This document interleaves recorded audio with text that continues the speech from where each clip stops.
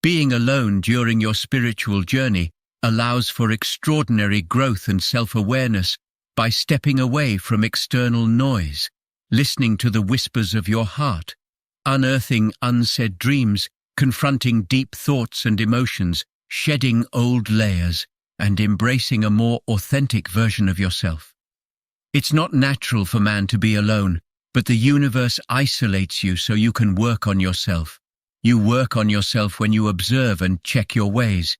You look at your thoughts, your emotions, and your actions to see if they're serving you. Spiritual awakening causes us to feel lonely because we suddenly find that our perceptions are out of alignment with others. We can't seem to relate to our friends and family anymore. Priorities suddenly change. For example, we may want to quit watching fear-mongering news or meaningless entertainment on television, leaving a void when we try to relate to people we would usually talk to about these things. We start to suspect that our system is controlled from the shadows, but many people are not willing to hear such information, and it can be frustrating. We might not be able to relate to our workmates anymore if we start to view our job role as somewhat meaningless or unethical. It may still be very important to our colleagues. If we are unable to relate to others, we can find ourselves stuck for something to say. But this is only the tip of the iceberg. Friends and family worry about us. They might accept the changes we are going through, or they might reject us. Their reactions can be quite negative as they worry what on earth we're going through. I know that I received some very strange looks from my family members as they alluded to the fact that I was going completely mad. We might feel self-conscious or embarrassed about what we have become. This should only last in the short term, however, as we begin to accept that as awakened beings, our consciousness is rising and we are becoming radiators of love, light, and understanding. We start to empathize with those who are unawakened and have more and more self-acceptance, reducing self-consciousness and embarrassment. Why is spiritual awakening lonely? How ironic that this all-consuming sense of loneliness is actually the very thing that awakens us most. You see, when you finally release all of these crutches that you used to lean on, you finally go inward.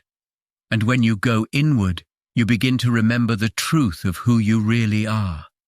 That in itself can unearth a different sense of loneliness, a loneliness of the soul. This is where we begin to realize that Earth is not our true home. We get a sense that home is somewhere else. Sometimes we get a feeling, or we may just be lucky enough to experience remembrance of where home is and who we were with. We begin to miss home purely because our souls have awakened enough to come to consciousness on this physical level.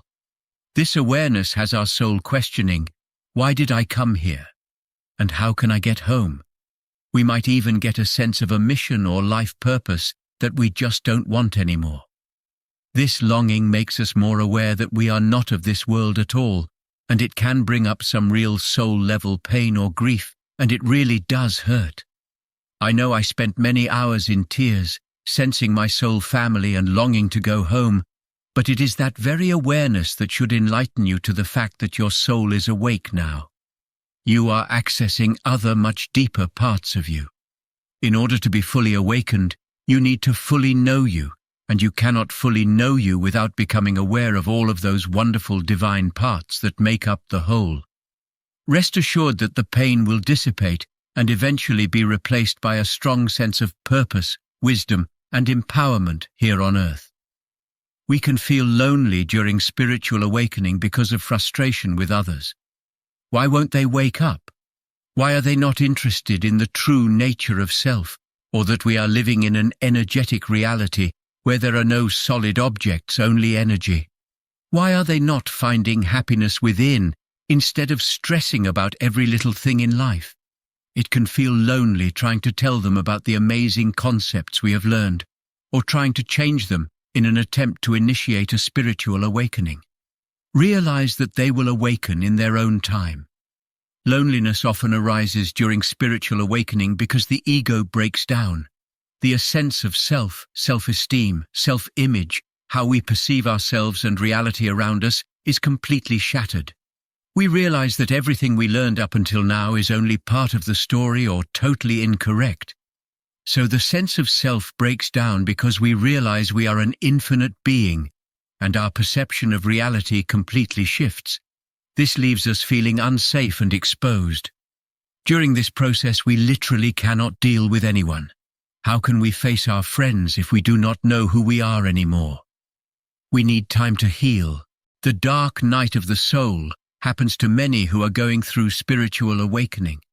This occurs when ego death is so strong that we must withdraw from society to reinvent ourselves and perform much-needed healing.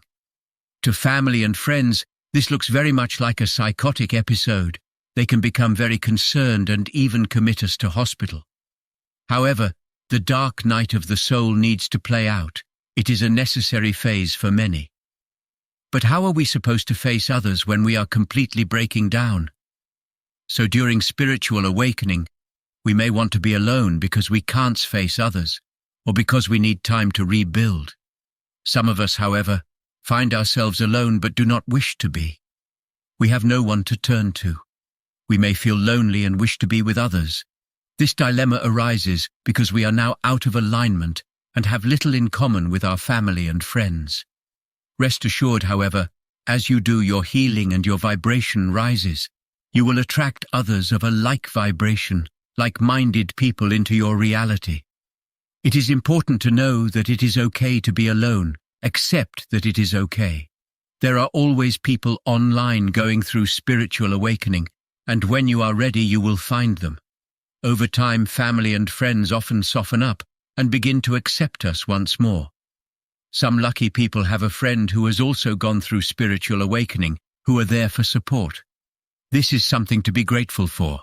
Soon we start to become more comfortable with the self, gaining much more confidence as we emerge the absolute best version of ourselves.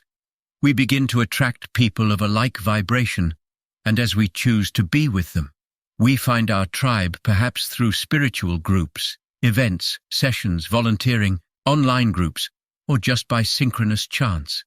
Things get better and better. It may seem tough and lonely right now, but a wondrous and beautiful life to be shared with others definitely awaits you if you so choose. Thanks for watching.